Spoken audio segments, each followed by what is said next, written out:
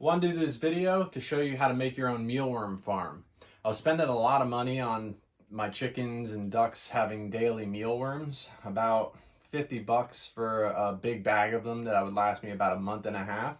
So with no income, I really had to come up with a way where in the future it's not going to cost me nearly as much. So I looked into starting my own mealworm farm, and a lot of people are doing it.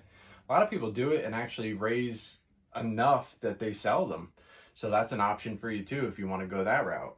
But I'm going to show you the ins and outs of this. It's actually really simple. I haven't seen any from the amateur level full-on videos and explanations, and it might help some people get into this that are feeding lizards or anything that's going to eat mealworms. So what I did initially is I got this set up here.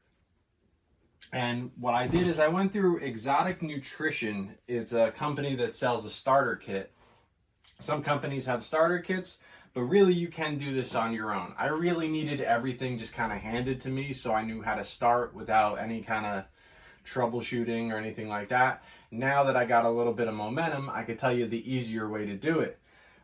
These bins come pre-drilled, as you see here. So they have all these air holes around them.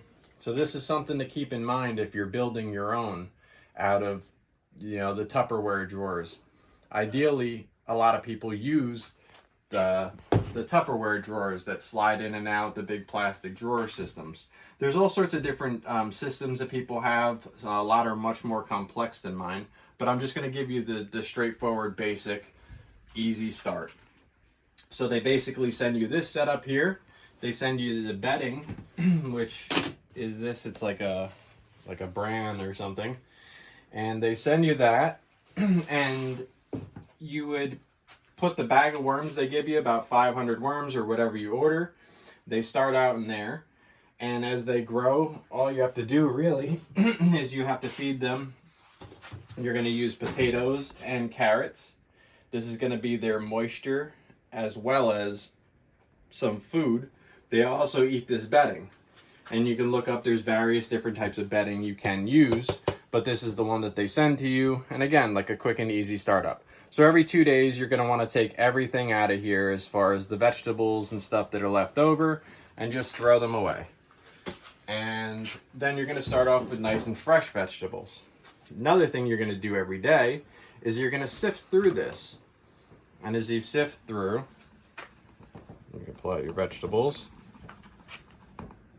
But you will see these guys right here. These are pupa.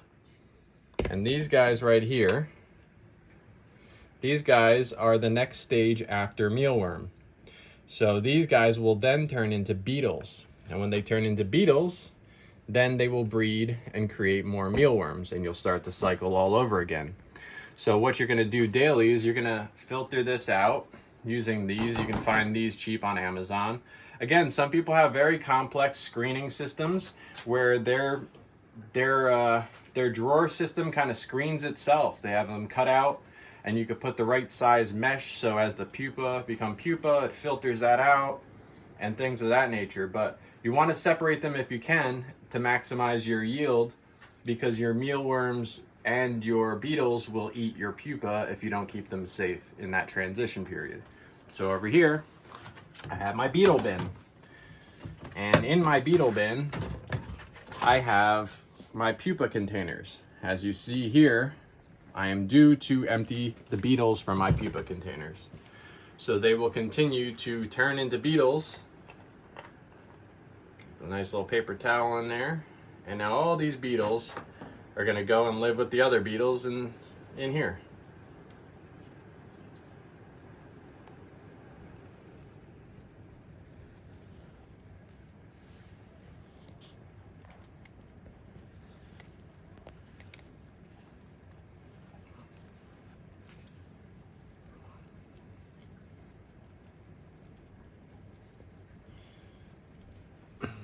And that's more or less it. And as you run out, I'm now getting pretty low in the side of the mealworms. So everybody is almost all but converted over. So what I'm going to do now is a lot of waiting, and a lot of just waiting for these guys to hit their next stage, and breed and create more, after a couple weeks, you're going to want to take all these guys out of there, so that way all the eggs and small babies can develop into larger mealworms that will turn into pupa, and you get the idea. It's all the same cycle. So again, we're going to take all of these vegetables out of here and we're going to replace these today. And it's just you just keep the cycle going. Because I wanted a little bit bigger yield than I was going to be expecting, and now that I got a hang of it, I ordered another couple thousand mealworms from Midwest Mealworms, and I'll be adding them to my group today, which will have me sifting and getting daily pupas that will turn into daily beetles. And then, you're just off and running. And before you know it, you can take off as much as you need to feed your own animals and continue to breed as much as you need. So that's pretty straightforward. If anyone has any questions about this, feel free to reach out. The other thing I'll mention too is you can get these little temperature and moisture humidity readers very cheap on Amazon. And if you stick one of these near your containers, you'll know exactly their humidity and temperature level, which is very important as far as them thriving. So if your temperatures drop too low or your humidity drops too low, you're going to suffer a little bit on your yield. But this will give you a good range on that, and it's very cheap. So again, reach out if you have any questions. I just wanted to give you a quick little ins and outs as I figured it out, and I'm going to go back to finishing what I was doing with these beetles, getting them out of there. And yeah,